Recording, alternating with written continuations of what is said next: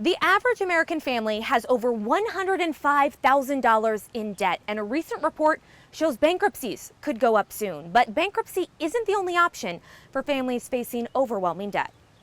I thought just doing all my own research was the only way out of this was going to be bankruptcy. About 4 years ago, Steve Lundberg realized his debt was a big problem. He'd bought a fixer-upper house, but expenses were more than he anticipated. And all of a sudden, like an HVAC goes out, and that increases the debt that's on top of the stuff that I already knew, like I was taking on at the moment. I got into like $30,000 in debt. A recent report shows bankruptcy filings could be on the rise soon, thanks to increased concerns about the economy. Legal Shield's Bankruptcy Index suggests filings this summer could spike to a level not seen since the start of the COVID-19 pandemic. On top of bankruptcy, we're seeing similar increases in requests for legal services and things such as billing disputes, collections, contract disputes.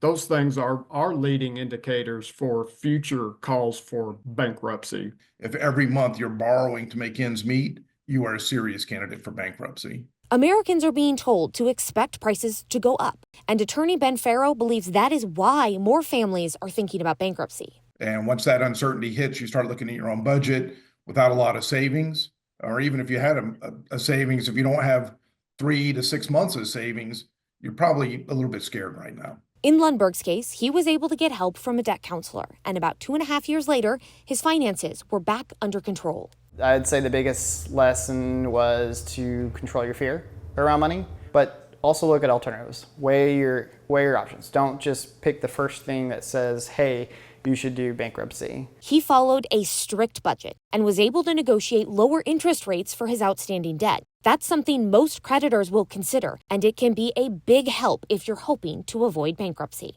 Some debts, like alimony and child support, can't be discharged with bankruptcy. Student loan debt might be able to be included, but only in very specific circumstances.